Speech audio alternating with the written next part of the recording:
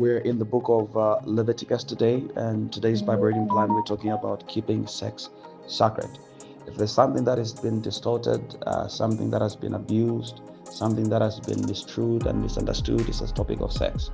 We live in a generation where everyone has a say, everyone is the young generation, the married, and everyone has got their own vision. Governments want to define what sex is, schools want to teach about sex, but what does the Bible really say to men and women of God?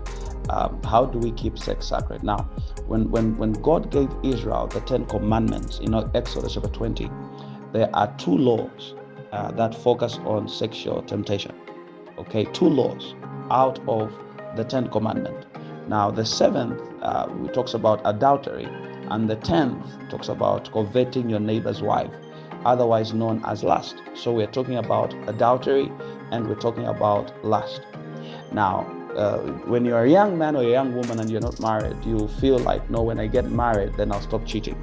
When I get married, then I won't have eyes for anybody else. You were wrong. One of the reasons why the 10 commandments talk about adultery is because sex has got no size. So these are the things that the Bible is warning us. Lust has no size. Even if you get married, you can still have lust. How is it that married people still cheat? How is it that believers are still struggling with the issue of sex? So why? That's why the Bible now points these things out. Keeping sex sacred. Now, but humans are inventive. Humans are very inventive, and they want to also be inventive in the areas of sex. There are so many things. You even realize that people have even invented sex styles and all sorts of distortions about sex.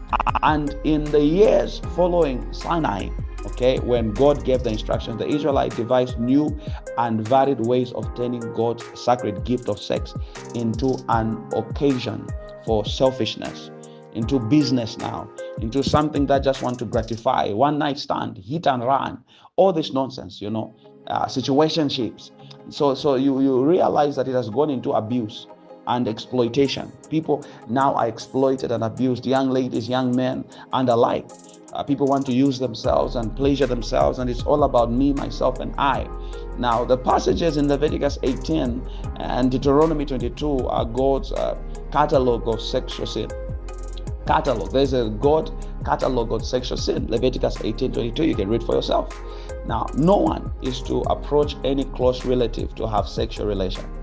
Okay, so God in Leviticus 18 verse 6, and in a case, the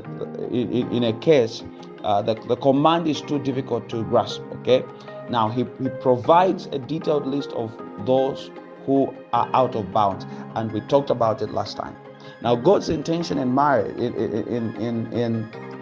for sex, is in the confines of marriage between a husband and a wife. Chapter. That's all. The rest of it is out of bounds.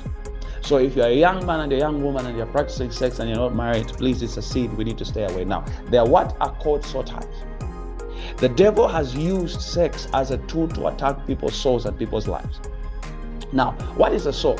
A man is made up of three parts. Okay, three realms. There is you are a spirit and I'm a spirit. I basically live in a body. My spirit is enclosed in this body. And then I have a soul. I have the mind, the will, and the emotions. Now, what soul ties do when you have sex with someone who is not your husband, and those people have demons, and those people have sickness in their body, there is a soul tie. Now, that's why when you sleep with someone who's got a sexually transmitted disease, not only does it affect your body, but it affects your soul, your mind, your will, and your